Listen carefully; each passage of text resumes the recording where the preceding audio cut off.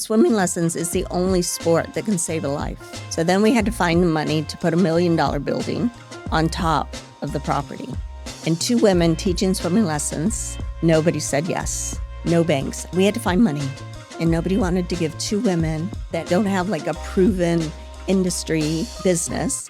What's up, everybody? Welcome back to the show. I'm your host, Vince Perri, serial entrepreneur, exit advisor, business broker, here to bring you some of the most interesting guests, definitely here local here in Tampa, and usually it's entrepreneurs. And this one I'm very, very excited about. We've got Micha Seal here today. She is the CEO and owner of Watermelon Swim, where my child has been going for the last 3.5 years, and he's only 4, by the way. This company was founded on a backyard pool in 1975 by Micha's mother, Therese. Scaled to year-round indoor facilities, 40% enrollment growth post-COVID, and her mission is building a community of safer swimmers. I'm so excited for the show. I have been hunting this woman down for the past 1.5 years or so. Micha, thank you so much for taking the time and welcome to the show. Thank you so much, Vince. I'm glad to be here.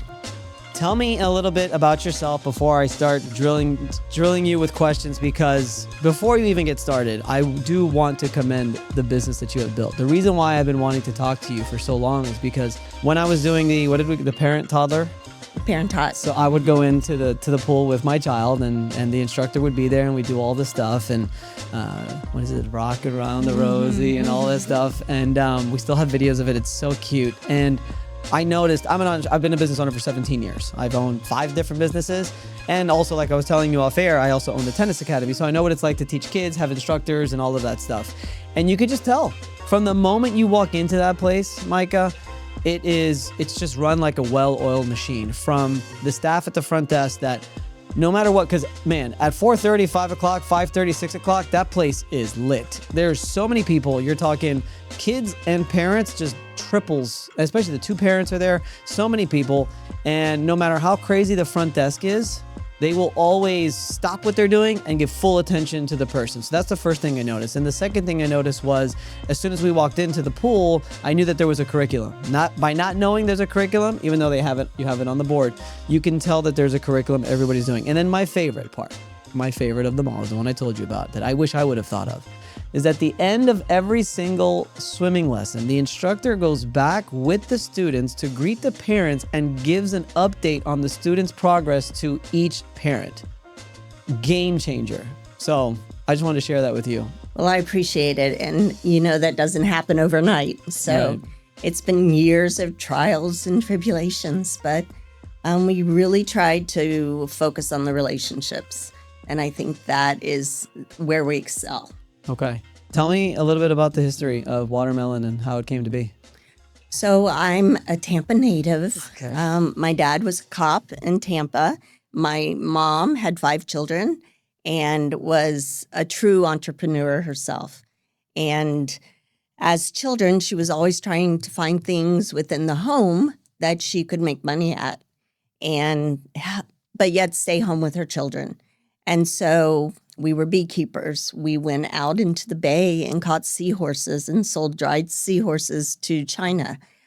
She did all those types of things. And I have 2 sisters who are about 7 years younger than me and my brothers.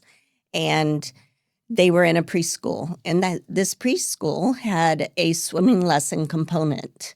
And so she volunteered to teach. My mother's very good with children and very comfortable with water.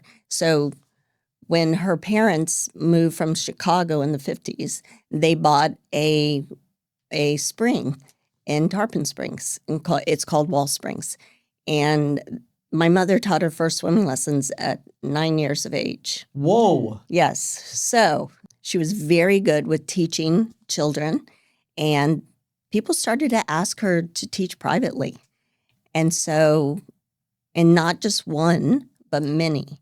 And so she thought, gosh, there could be something to this. So as a family, we went and bought an above-ground pool, used, and dug it in and put it up at the house. And she started teaching lessons out of that house. She started with 9 students. And by the time we left there during the summer, we had over 500. Wait, so you bought the above ground pool for the purpose of the I was gonna say tennis lessons, of the swimming Yes, lessons. to start her business. Yes, Wow. like I said, she was a true entrepreneur.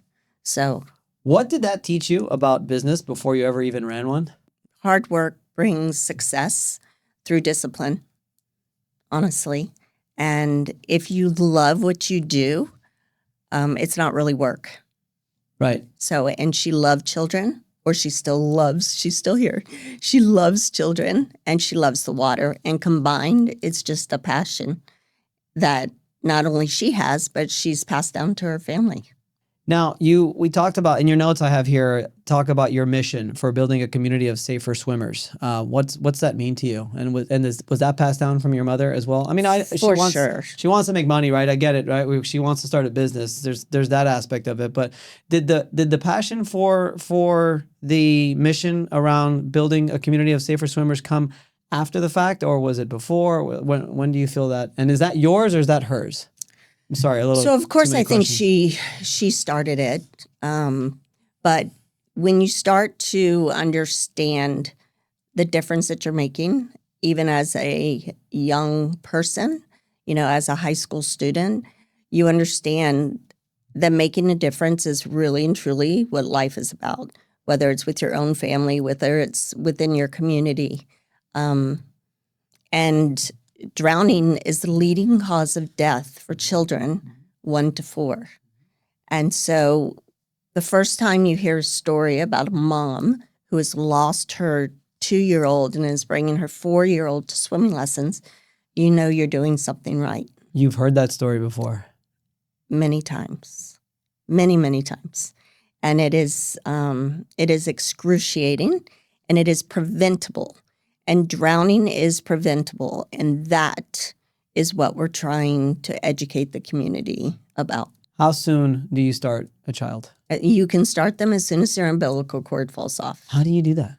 Well, What's the you have lesson to train, plan on that one? The thing is you have to work with the parent. Education, education, education. And it truly is about educating about the importance of CPR, first aid, putting barriers around your pool, making sure that you are always in arm's length and supervision is key. And then, of course, the importance of teaching a child how to swim. That can save a child's life and change the statistics for drowning by 88%. Tell me about the story of the 2 kids and the family in Mexico. The Kanekis, I hope I said that right, but they went to Mexico on vacation, and they had been in our program for quite a while. And our program is about safety, survival, and swimming. And so we have a water safety component within our program. And they had practice with life jackets and, what to do if an emergency happens. And so they rented a boat and they went out, and the boat was taking on water, and eventually the boat capsized. Well, the children had their life jackets on, and they did what we taught them, to stay together.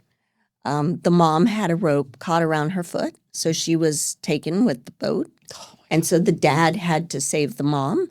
And so the children were essentially floating by themselves. And the dad says he could hear the one child say, "It's okay, Dad. We know what we're doing. Watermelon Swim taught us how to do this. We're okay," And so the thing is tragedies happen when you least expect it. And so preparation before it happens is the key. We're going to get into the business side of it because I think that's fascinating as well. But when did this stop becoming just a business and it actually became something that you felt personally responsible for? I've always felt personally responsible. I'm the oldest girl in the family of 5, and I'm an innate leader. And so I just have always felt that one of my strengths is responsibility. So I don't know the day or the time, but I'm not even sure there is a specific year It just kind of happened. Incredible. So let's fast forward to post-COVID now. Post-COVID, you grew enrollment by 40%. And you say that the experience, it hit you and it hit the business pretty hard. Could you tell me about that? What actually broke and what did it cost you? Sure. So when COVID happened, we closed for 3 months. That means zero money coming in, but we still had to pay our electric bill. When you have an indoor year-round facility, the electric bill is approximately $3,000 a month. That's it? I thought it would be more. Well, that's just the electric bill.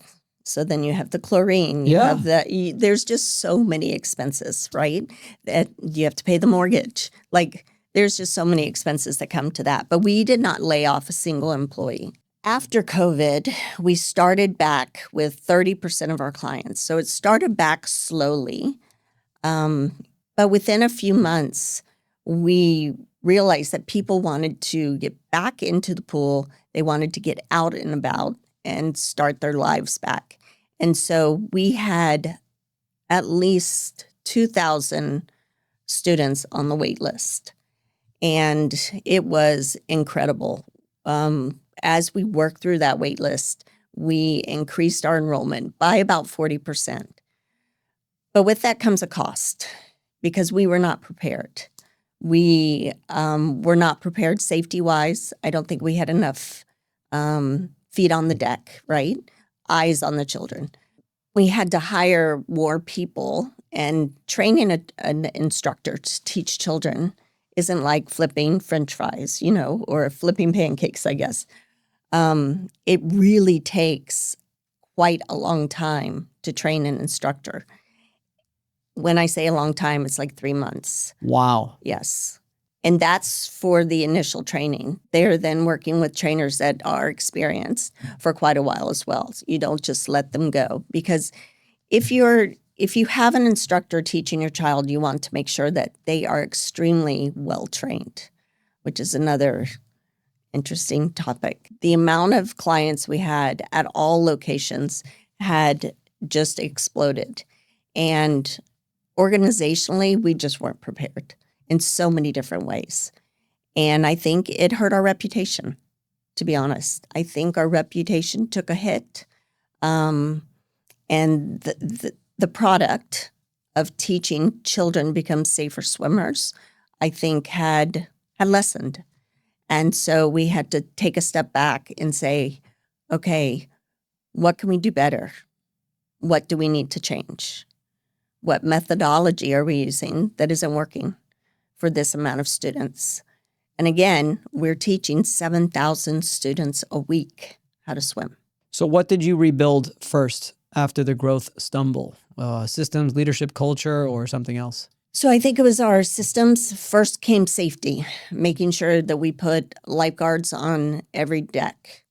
All eyes on the children, making sure, because human error happens.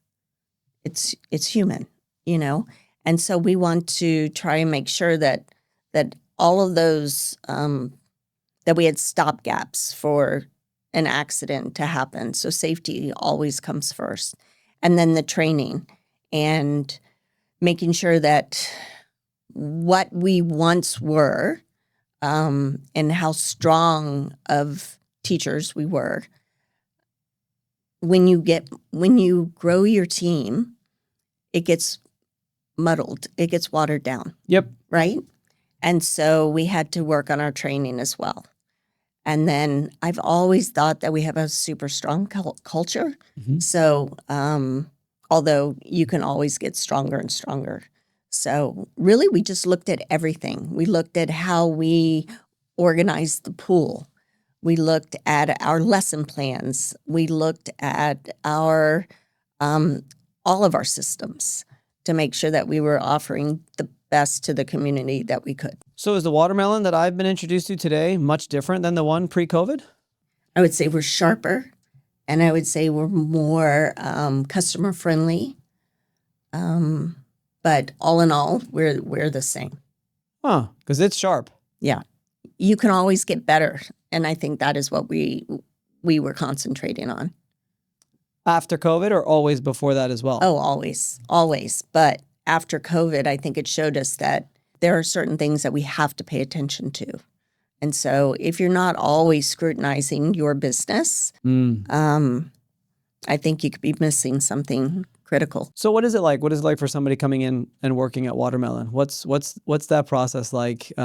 Take me. You don't have to take me through. I guess take me through the interview process, because I'm assuming that there's a process for that as well. And how long does it take? And what are some of the things? You don't have to give me specific details, but overall watered down of what is it that someone has to go through to actually get in the water and be an instructor for Watermelon? Right. Well, we have a human resource department, and so we have a recruiter who intakes all of the applications and does the initial interview.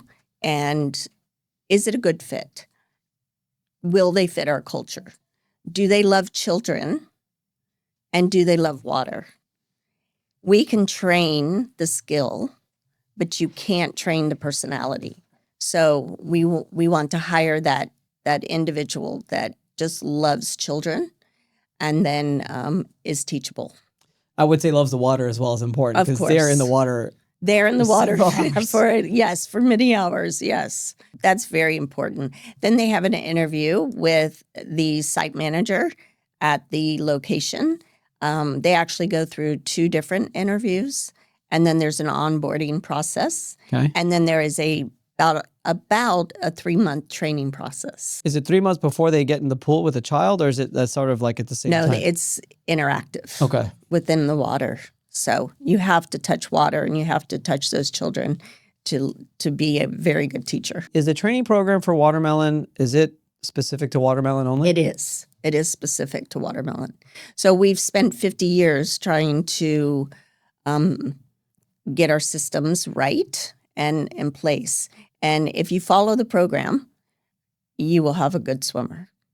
It truly takes an investment from the parent. And when the child levels up, I always congratulate the parent, because if it weren't for the parent understanding how important water safety is and that accidents can happen in a second, it's their commitment to their child to get them water safety and to teach them how to swim. They're there every week. They're investing in that life-saving skill. Because swimming lessons is the only sport that can save a life. Yeah, you're right. Mm-hmm. Your own life and then someone else's. It could. Very interesting.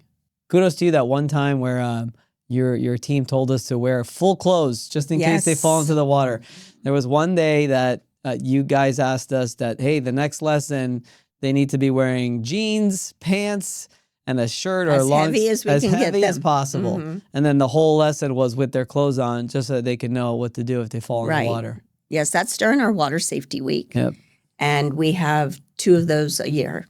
So I love it. It's awesome. You say that if it isn't written down, it doesn't exist. That's a quote that you gave me. When did that become a non-negotiable? Was there a specific moment that something broke because it wasn't documented, or where did that come about? So I have 5 locations. I'm building 2 more. So the first location was built in 2005, so about 20 years ago. And then we acquired another swim school that was an existing swim school in South Tampa. It was called Jean Swim School years ago. And Jean and I were friendly, and we belonged to the same association, and we would do trainings together with our team. And Jean got sick, and she had been an icon in the South Tampa location for years. And she came to me and she said, Micha, I only want you to buy my swim school. And I said, Jean, there is no way that we can afford to buy your swim school. We just built our first swim school, and we're eating beanie weenies. I have 6 children. I mortgaged everything I had to build the swim school in Lutz. And so I was like, we can't do it. There's just no way that we can do this. And so she took it off the market. Well, then she had a stroke. She got even sicker. She was put in the hospital. And so I went to visit her just to see how she was doing. And she's like, I know why you're here. And I said, Yes. Why am I here? I'm here to Jean? support. She said, "You're here to buy my swim school." And I said, "No, I'm here to wish you luck and to see how you're doing." And I That's said, funny. "But I would love to buy that swim school, but I still can't afford it." And she said, "Micha, I'll do whatever it takes. I'll hold the note." To this day, she's passed.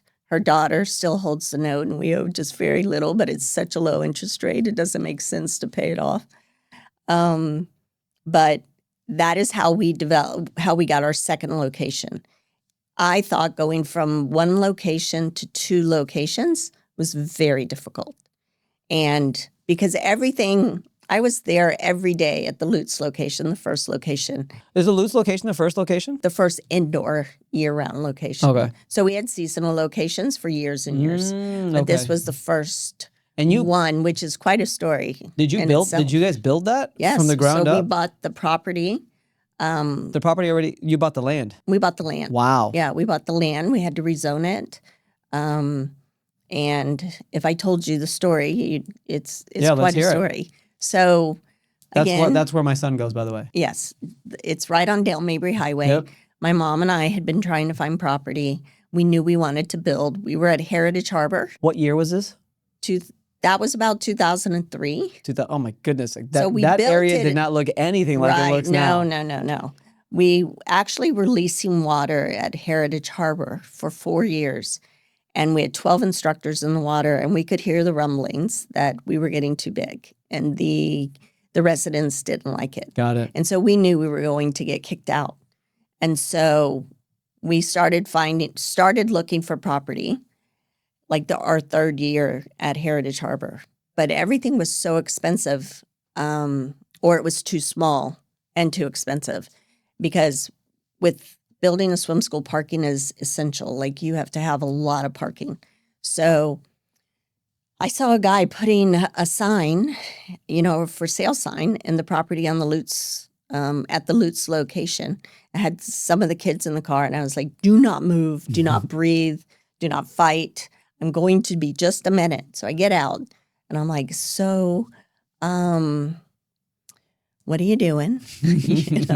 And he said, "Well, putting the property up for sale." And I said, "Well, how big is it?" He's like, 1.3 acres.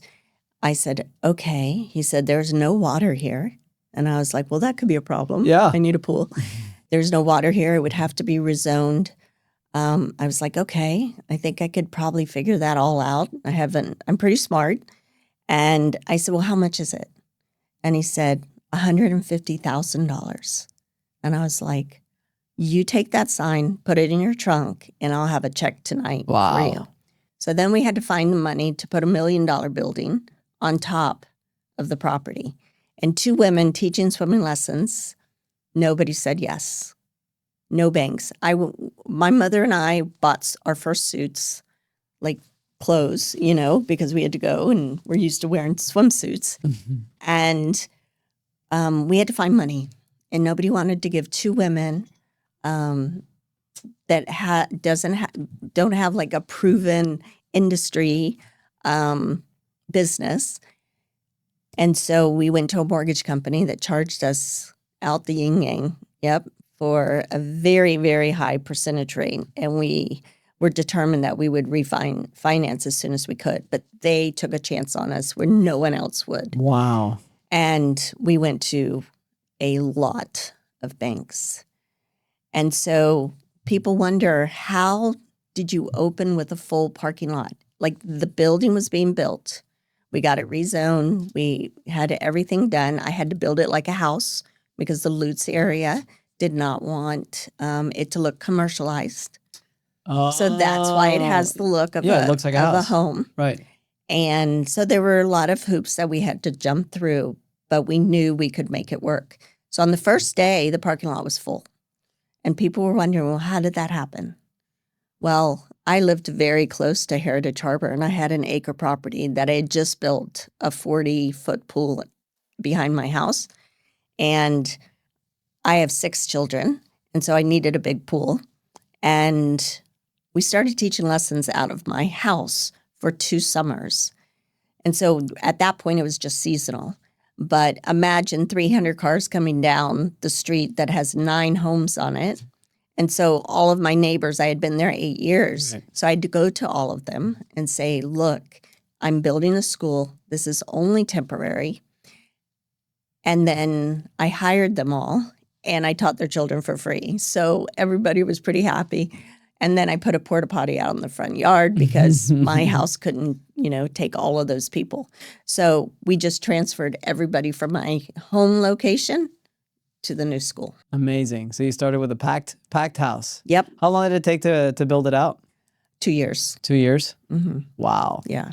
It really takes quite a long time to build a swim school, from the purchasing of the property to the civil engineering to, opening the front doors on the first day. I'd say it takes anywhere between 2 and 3 years. Wow. That's an amazing story. And it's no longer $1 million either. Right. So No, I can imagine. And and you have how many locations now? I have 5 locations. Did you build those as well? So I have 2 lease locations that we went into a strip center and dropped in a pool and redid the build out. Okay. So I leased 2 of them. I own 3 of them, and I'm building 2 more that I own.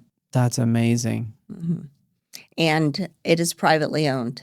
So we fund our own projects. Mm-hmm. I do not have investors.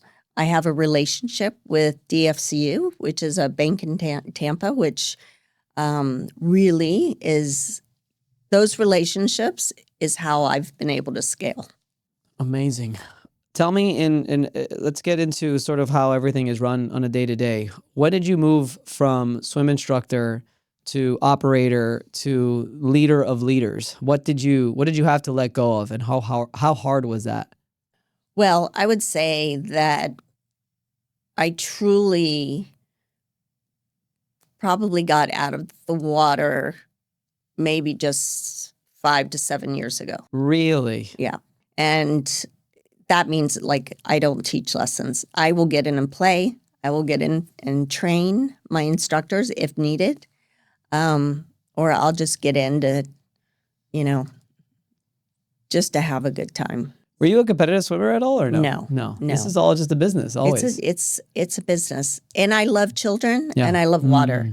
And so that is what I'm really good at. And I did find out that I'm actually quite good at business. Well, I'd Along say the you're way. quite great Yes. at business. I think letting go of the lessons, because I'm an innate teacher.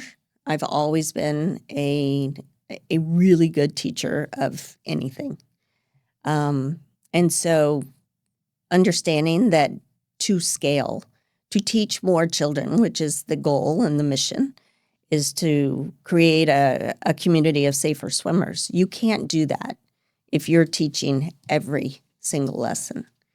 And to be able to train your instructors to be as good as you were or are, that is a challenge. But you have to be a good teacher in order to do that. You do. I tell people, in order to be a good leader, you have to be able to cast a vision that people can see along with you.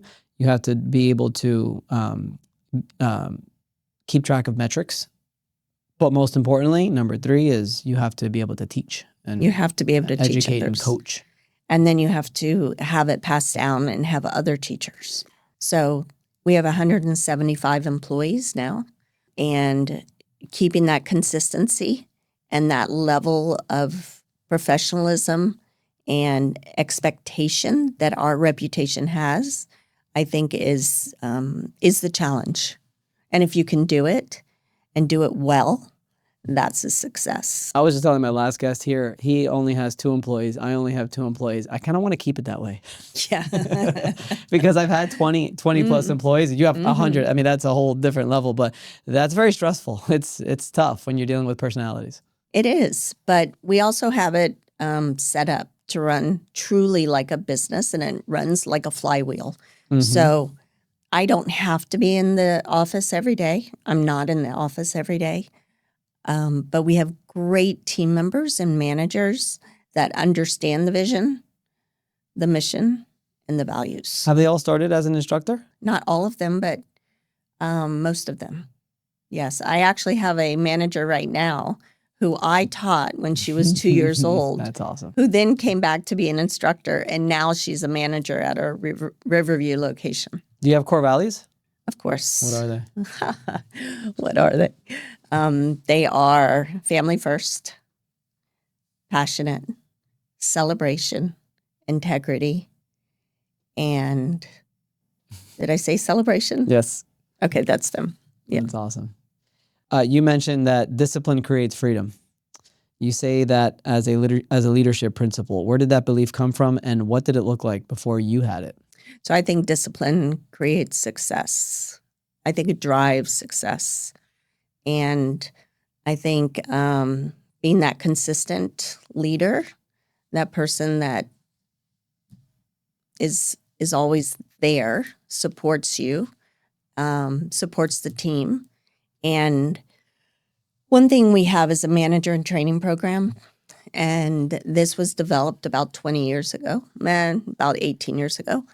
And it's to develop the talent that we have inside the organization. And so a lot of times swimming instructors will come in and think it's just a summer job. It's just a job while they go to college. But I have team members that are the breadwinners in their family. And they have worked hard. They've gone through the manager and training program, and they train on leadership skills. They go to conferences. They read books on leadership. They mentor others and have mentors. So it's really a very comprehensive program that we give to them for free. And it's almost like they could come out with an MBA without having an MBA. Right. So what would you say is that any other service business founder, what do you think they should be paying attention to most? I think it's their people. I think it's the relationships. I think it's their team members and their clients and their customers. Right, but also the customers And then, of as well. course, early on, we ran the business through a feeling, right? Like we feel things are going well. We feel like the customers are happy. We feel like we haven't had very many cancellations. But now we obviously have a lot more. We're more data driven. Yep. You have to know how many cancellations you've had this month compared to last month or compared to the previous year. To be able to scale, you have to predict what that data is going to say in the next year, 2 years, what your cash flow is. All of those things are truly about business, but they're truly for us about the mission. I get private equity reaching out to me all the time. And the way that the business is structured, it could become a franchise tomorrow. It could become a franchise in an hour. However, that's not what I'm about. If my kids want to do that when I'm gone, that is up to them. But truly to get your business to run successfully, profitably. Profitably. That's a tough one. Is that the way? Yeah. To make sure that you're making a profit. Yeah. And making Profitable. sure, yes, profitable. There you go. To make sure that you can, we have never had a time where we couldn't pay our employees. Never. You said, you might have said it, maybe I didn't catch it, but I know you said it off air, that you didn't let one single employee go during COVID. We did not. They went home, and that's, you're like, well, okay, what did instructors do? Well, we put them through trainings. We had them do research.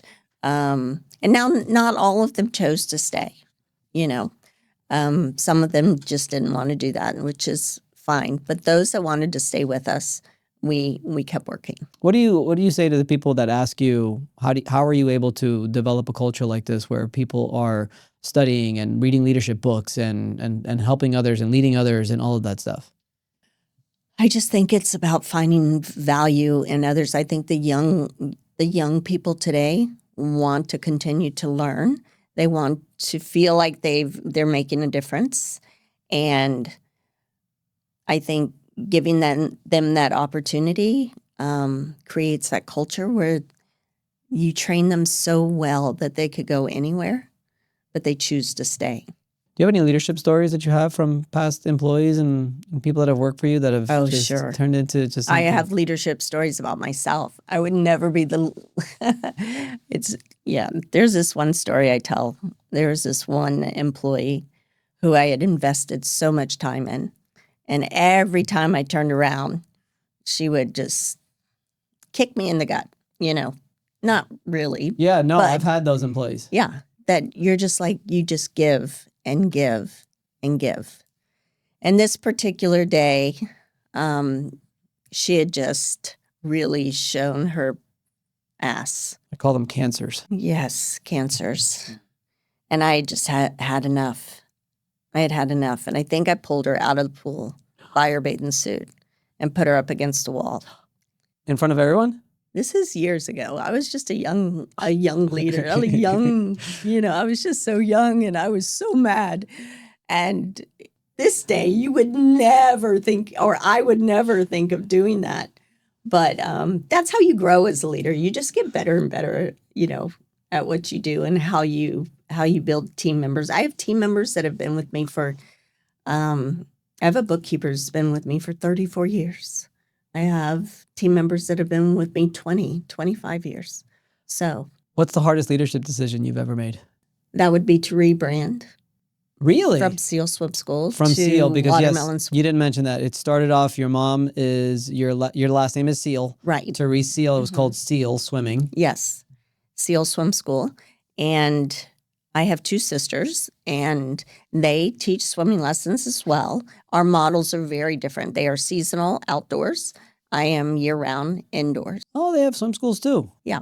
Competition. Yeah. That's it's funny. Great. Well, so my mom wanted us all to own the Seal name when she was getting ready to retire. And I had to buy my mom out because she and I were partners in all the big schools. And I would not have been able to scale if I was a minority owner because they were partners. So they would own 66% of the intellectual property, and I would own a third. And so that just wasn't going to work for me. And a bank, if I didn't own the intellectual property 100%, the bank would not underwrite me. They would not give me money. And so I had to make the decision to rebrand. And so I did. Wow. And so it was tough. It was really tough personally. It was tough for the family. It was tough for my mom. It was her legacy. And think about it. We had been Seal Swim School it'll be 5 years in August that I have rebranded. So for 45 years, it was Seal Swim School. Wow. And I had helped develop the brand and all of those great things. And I had to, in one day, I had to change the Watermelon Swim. Wow. So I did. How'd you come up with watermelon? So that's a great story. So I have been divorced now for about 13 years. And again, I have 6 children, 5 boys and a girl. And I wanted something that I could call our own. And so I bought a boat. And I didn't know how to drive the boat. So I didn't tell them I bought a boat for a year and learned how to drive it. And so anyway, I had all the kids out on the boat and their significant others. And so the boat just seems like it's getting really small with that many kids and significance. And I was like, it's time for a bigger boat. And one of the boys is like, well, what's it going to look like? And I was like, well, I could see it being like pink on the outside with black letters, green seats, like watermelon colors. And he was like, Mom, us boys are not going to go on that boat. And I was like, yes, score. That would be fantastic, And so I couldn't figure out what I wanted to do for the rebrand and what I wanted to name the school. And I was sitting outside with one of my previous employees, and she said to me, well, what are your favorite colors? And this was like a week or so after that incident happened on the boat. I can see your nails. And so... colors. Yep. Yep. And so she said, well, what are your favorite colors? And I was like, oh, watermelon colors. And then as soon as it came out of my mouth, I was like, you're one in a melon. You're melon-tastic. It's gender neutral. It's bright and vibrant. And watermelon feels like family and summer and water. And so I hired a marketing company and I said, I think I have a really great idea. I need you to make it work with water safety. And so we started strategizing and putting a plan in place, and Watermelon Swim, it's been a slam dunk. It's amazing. Mm-hmm. And it's memorable. I think it's amazing. I love it. It just works in every sense of the word. Yeah. I do feel very personally connected to it. Has it always been, have you always been, because you're pretty niched to children. Like there's no professional swimming coaching going on, no. right? We're not a swim. Right. We teach the strokes, but as soon as they know all 4 strokes and they do them proficiently, we send them to swim team. Which is separate. That's not watermelon at all. Yes. No. Was that a tough decision at all? Because you know, typically a swim school, I would think, would want to do it all. No, we are. So I have a story there. Yeah, I bet. Another story. I believe that in business, you have your circle. And pretty much about 95% of what you do should fit in that circle, should have really good synergy. And when you're doing things outside of the circle, it takes your focus away. Well, our last guest, again, we were talking about, what is it, Plato's rule, 80-20 rule, is 80% of your success comes from just what you do best. What you do best. Right. And what we do best is learn to swim. And so that we do understand that families want their children to learn their strokes. So we will teach them. We have a non-competitive team that we teach them their strokes and develop their strokes, but then it's time to go. It's time to go to a swim team. Riches are in the niches. Yeah. Mm-hmm. Don't be afraid to make waves. What does that mean to you? That's very personal to me. I believe in business as a woman, as a male as well, that if it wasn't hard, everyone would do it. And so the hard things like getting through COVID and standing up and saying, you know, hey, we have to do better. Choosing to go to mom and say, hey, I'm going to rebrand. Just don't be afraid to make waves, to make a change. You know, it's not about how often you fall. It's about how quick you stand up. And so the waves will knock you down. But again, it's how do you float? How do you stand up? How do you get through those waves? And I think you got to be, in business, you have to be tough. But you also have to trust your instincts. Take risks. I'm definitely a risk taker. You have to be. You have to be. You have to go outside of the norms. I love the pun in the making waves. I think that's fantastic.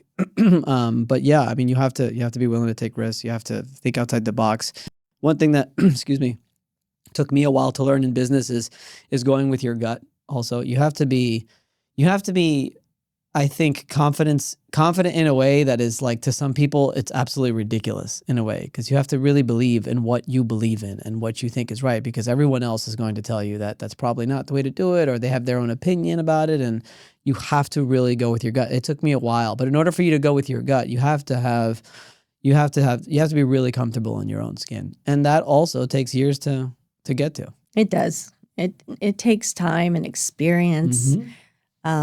It doesn't happen overnight. And I think that so many people just want it fast and, easy. But even if you say buy a franchise, it's already, it's comes to you in a little package, right? With a bow tied on it. You're still going to have to make choices and risk and,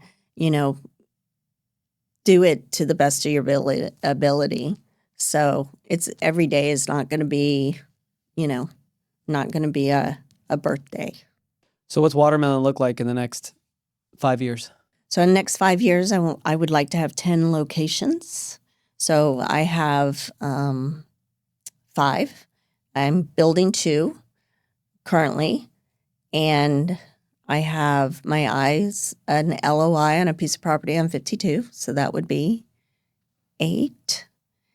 And I purchased a property next to the Lutz location, to build a corporate office. Very nice. Yeah. And so I just have to identify a few more, and I'll be at my 10, which means that hopefully we'll be teaching, I would say, around 15,000 children a week, which is a lot of lives saved. And then at 10, and I have 4 children that work in the business with me. And so there are my succession plan. But I don't know. I'm not even close to retiring yet, so I feel like I just got started. You know, that's what I do. I'm an exit advisor. Oh, are you? And the question I always ask is, what's your exit plan? Mm-hmm. Succession, probably? Yeah. Mm-hmm. 4 kids? 4, which is, a lot. No one knows the business more than them, though, I would think. Yeah, they're very good, and they are extremely, extremely social Nice. and very smart kids. So, and they're extremely close. And so that is the challenge, is to make sure that there's no friction in the family and that they always feel like they have each other's back. We have a lot of family within the business. I have the 4 children, a niece, 2 of their significant others work in the business. My brother works in the business. And actually my ex-sister-in-law works in the business. Cool. Yeah, so there's a lot of family within the business. And my son asked me, he called me up one day and he's like, Mom, do you worry about having so much family working within the business? And I said, of course I do. Of course I worry about it. But this is how I look at it. Having family work in the business is such a blessing and a curse. You just hope there's a lot more blessings than there are curses. And so if you can do it well, start them from the bottom, they don't feel entitled. They have to work as hard as, well, nobody says, it's funny because we all say, well, they don't work as hard as we did. But I think they do. I just think they do it differently. Mm-hmm. Of course. And they see it differently. It's in the culture, obviously. I mean, they watched you growing up. They say work smarter, not harder. Sure. Right? But everybody should be doing that. Yes, yeah. Everybody should be doing that. But it is different. But I do think they can be a success. So I think it's up to me to set it up so that they are. Good. Yeah, because the odds aren't good, unfortunately. Yeah, so I'm very like 50% well aware. or some crazy thing, yeah. Yeah. I'm very well aware that the next generation, and then the one after that. Yes. It Well, gets and worse I'm a and worse. second generation. Ooh, yeah. And But you rebranded. I don't know. We yeah. could say that it's like brand new. Right. So, but yes, I do understand what the statistics are and where the weaknesses are. And I do, I know that there will be challenges ahead, but again, it's how do you face them? Sure. Well, what would be the first challenge you faced? Oh, for sure. For sure. Last question. What's and it's a loaded question, but what's the legacy you want to leave behind after you die? Kindness. We haven't talked about social responsibility very much, and I am overly committed to social responsibility. I feel like it is our responsibility as business owners, and Tampa Bay has given me so much. They've given my children a great life. They've given me a great life. They've given me the opportunity to run a business that I feel truly makes a difference. And so giving back to the community, we give over $1 million a year in scholarships. Wow. And water safeties throughout the community. And we have a giving tree that we've started for the last 18 years. And I used to, so the clients will donate gifts in the team. And I used to pick different non-for-profits to help at Christmas time. And then we were getting a substantial amount of gifts. But then people started coming to us and saying, teachers, I have these children in class. Do you think that you could help during Christmas? My brother and my father both worked for TPD, and then they would identify people that needed help. My other brother worked for Home Depot. He had people. So then people started coming to us. We now help over 80 families every Christmas with full Christmases. And that includes gift certificates. It includes at least 10 gifts per child, a full Christmas, 80 families. That's So amazing. Every year it grows and grows. And the more locations we get, the more families we get to help. But, and then we also have a pumpkin patch. I love that. Yes. We did that before we even started watermelon, which I'm not sure that's allowed. But we took photos there. That's okay. So in 2008, 2009, when the economy started to waver, I felt like I needed to do something because we had just opened the new swim school and people were calling to cancel. A lot of people because they couldn't afford it. Well, how can I just cancel them? I couldn't do that. I put them on scholarship. But I had to, I did not cancel it. I would not let anybody cancel because of financial. Yes. I would personally help them. And so, but I started seeing that more and more people were canceling and that the economy starting to waver. So as an entrepreneur, I don't believe you should put all your eggs in one basket, right? So we started a summer camp. We started the retail. And we started a pumpkin patch. And the pumpkin patch actually supports our special needs program.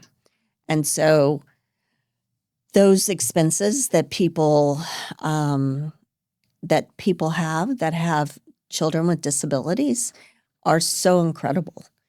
But they still need the opportunity for water safety and to learn to swim. And so when they come to us, they probably need a private lesson.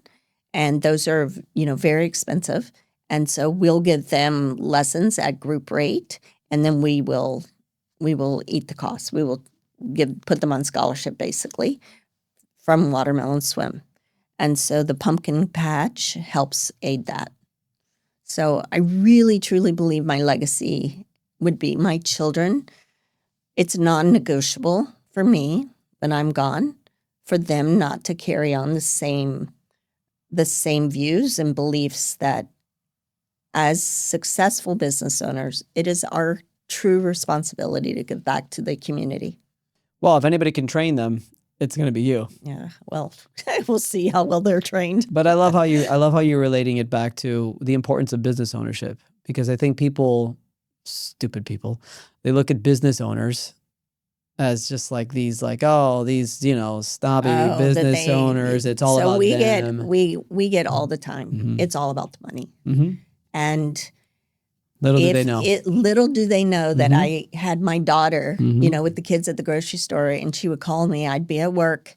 Mom, do you think that the credit card will hold, the amount for groceries? And I'm like, we'll put what we really don't need in the back. Yeah. That way you can take it off. Like, they don't see all of that. Yeah. They don't understand, the days that I was pacing up and down the sidewalk in front of Lutz saying, gosh, how am I going to make my car payment?